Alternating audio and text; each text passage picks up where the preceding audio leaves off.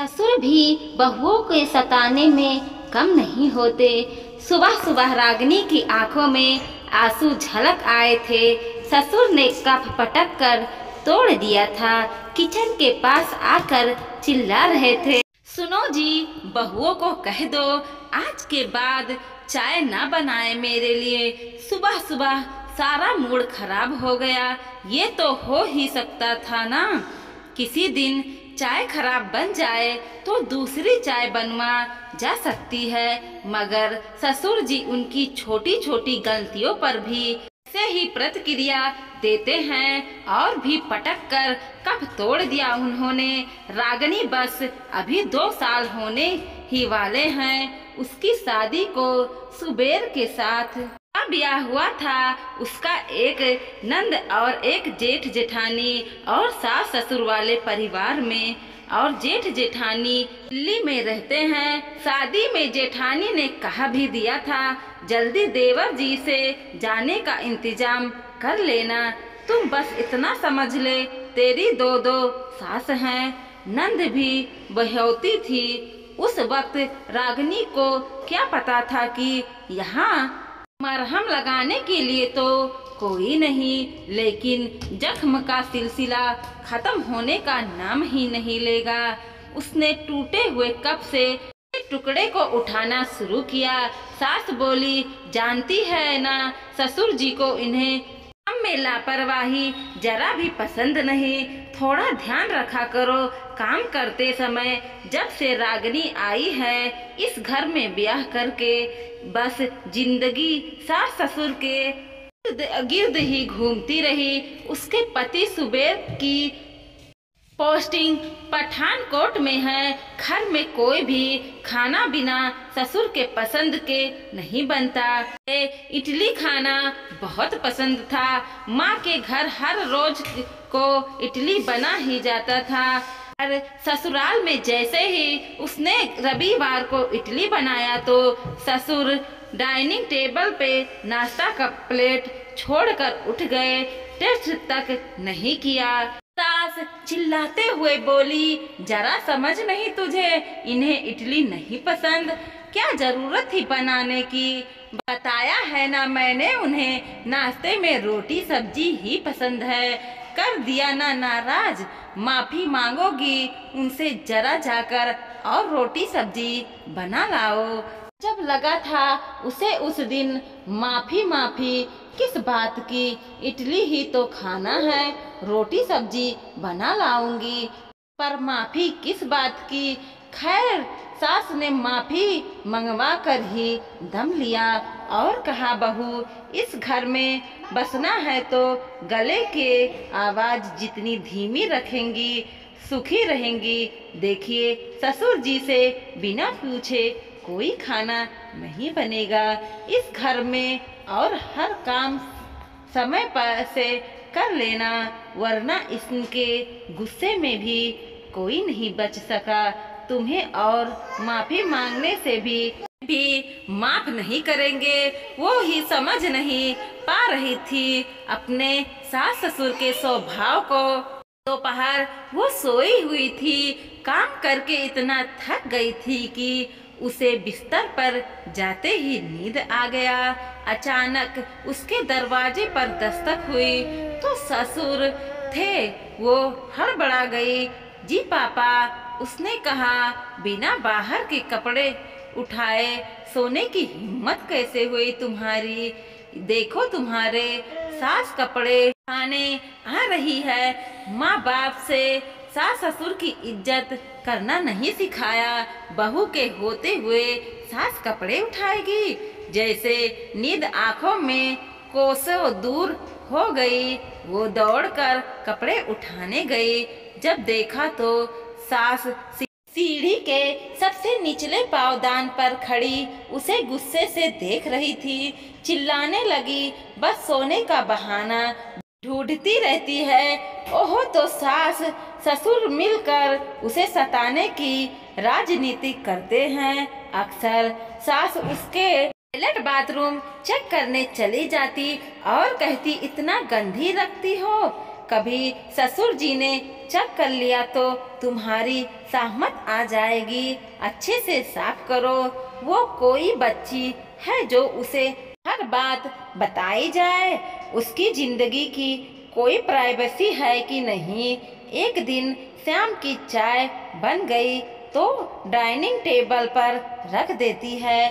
ससुर जी dining table के बगल में लगे सोफे पर बैठकर टीवी देख रहे थे। उसने बस चाय इतनी दूर रखी कि हाथ बढ़ाते ही उठा सके कि सास ने आवाज दी, हाथ में इज्जत से चाय दो।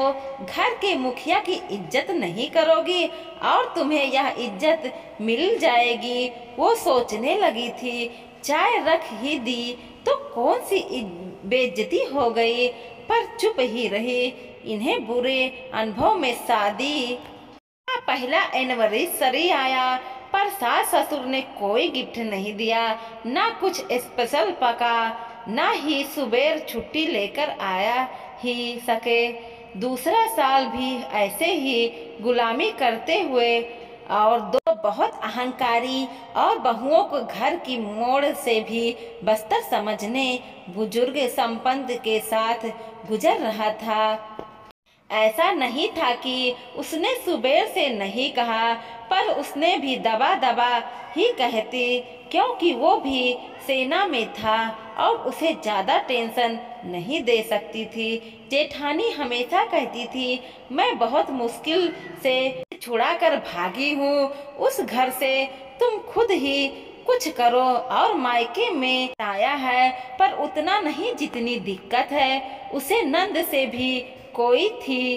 टूटा कप को उठाकर रागनी फेंक देने गई। उसे बहुत जोर से रोना आ रहा था। माँ कहती थी, पढ़ाया लिखाया इसलिए कि कोई सताए तो तुम सामना कर सको ना, कि दब्बू बनकर अत्याचार सहती रहोगी। बाथरूम के शीशे में खुद के रोते सहम दुखी चेहरे को देखकर उसे खुद पर गुस्सा आने लगा।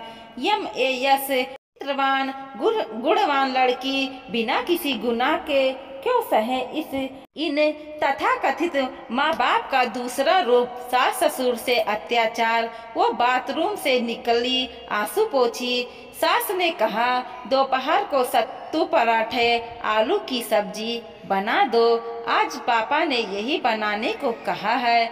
जैसे ही रागिनी ने पापा शब्द सुना, ससुर के लिए जैसे उसके तन बदन में आग लग गई। अत्याचारी जो बस बहू को बेइज्जत करने के लिए बहाने ढूंढते रहते हैं, उन्हें कहा, माँ जी मेरा मन नहीं है पकवान बनाने का। सास ने कहा, क्या कहा, सुनाई नहीं दिया? माँ जी मैंने कहा आज मेरा पकाने का नहीं है। पापा के गुस्सा को नहीं जानती क्या? तो तमाशा लगा रही है। वो बढ़ती हुई किचन गई और बेलना हाथ में उठाकर बोली, कौन पापा, किसका गुस्सा?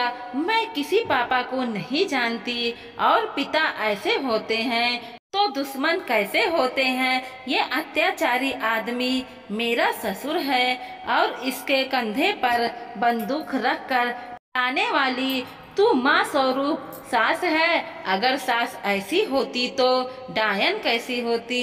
सास ने कहा, घर के मुखिया की बेइज्जती करेगी? तेरी इतनी हिम्मत? जैसे ही सास ने उसे मारने के लिए हाथ उठाया, रागिनी ने बोतल उठाते हुए कहा, बुढ़ापे में इतनी गर्मी, पति के साथ मिलकर एक युवा बहू को सता रही है। बेलन हलक में उतार दूंगी। उसके ससुर गुस्से से तनमन करते हुए आए और रागिनी, बोल मत, कहा, मुझे हाथ लगाने की 100 नंबर ऑटो लाइन में फोन में लगा हुआ है। 1 मिनट में डायल होते ही पुलिस आ जाएगी और बहू पर शारीरिक मानसिक अत्याचार करने के जुर्म में थाने ले जाएगी।